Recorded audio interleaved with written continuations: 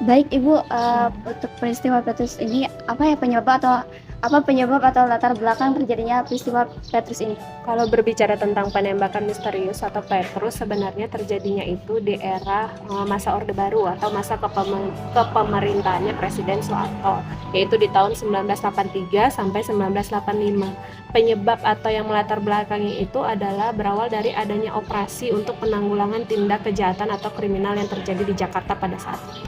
Apakah dari tujuan Terjadinya Petrus? Iya.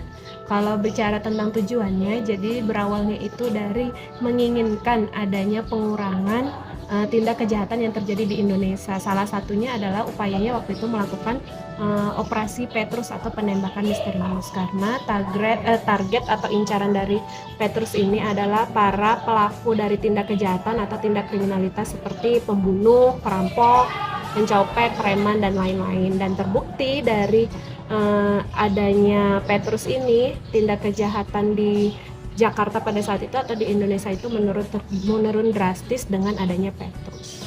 Terus apakah peristiwa Petrus ini hanya terjadi di satu daerah atau di daerah mana saja?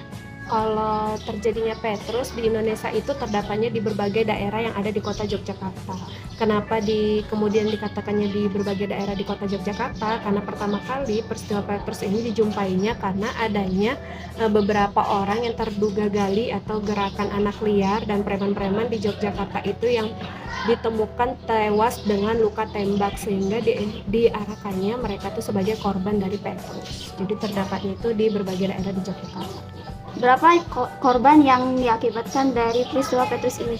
Kalau berbicara korban, sebenarnya di Indonesia pada tahun 1980-an, tepatnya tahun 1983 sampai 1985, ditemukan sekitar 500-an orang di Indonesia ditemukan dalam kondisi tewas, dan tercatat diantaranya ada 367 orang yang dinyatakan tewas akibat dari Petrus atau penembakan misterius. Kenapa? Karena di tubuh mereka ditemukan lubang bekas luka tembakan, sehingga mereka dianggapnya sebagai korban dari Petrus atau penembakan misterius.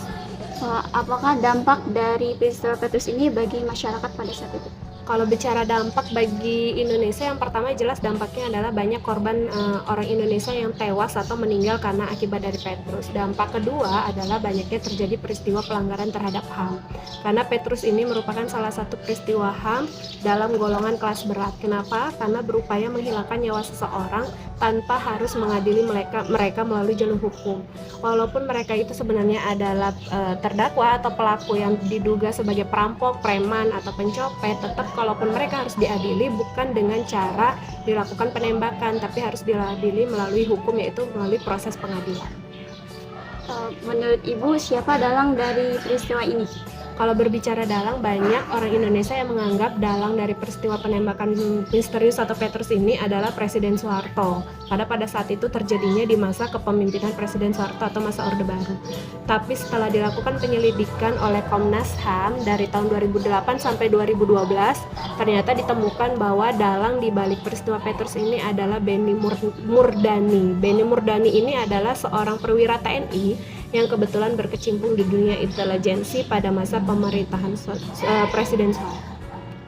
Apakah dalang ini dihukum mati atau bagaimana? Kebetulan dalang ini tidak dihukum karena bagaimanapun dia melakukan operasi Petrus ini karena ada arahan dari pimpinan. Jadi kalau Presiden Soeharto mengatakan kalau ada pelaku tindak kriminal atau pelaku kejahatan yang melawan, boleh ditembak, arahannya seperti itu. Tapi sebenarnya yang mengusulkan untuk melakukan penembakan misterius ini adalah Benny, jadi bukan Presiden Soeharto. Terus kapan peristiwa ini berakhir dan kenapa dibubarkan?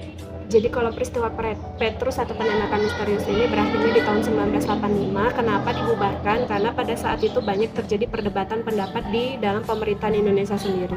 Selain itu juga banyak terjadinya protes atau tekanan dari negara-negara luar atau dari dunia internasional terhadap pemerintahan Indonesia karena memberlakukan Petrus sebagai tindak pelaku kejahatan kriminal. Bagaimanapun, nggak hanya di pemerintahan Indonesia, tapi di dunia internasional juga yang namanya pelanggar HAM itu tidak diperbolehkan. Jadi seharusnya kalau mau mengurangi tindak kejahatan atau kriminalitas di dalam suatu negara bisa menggunakan cara lain selain Petrus. Baik Ibu, mungkin hanya segitu saja pertanyaannya. Terima kasih karena sudah meluangkan waktunya untuk menjadi narasumber. Terima kasih. Semoga sukses. Siap, Ibu. Kasih Ibu. Iya, sama-sama.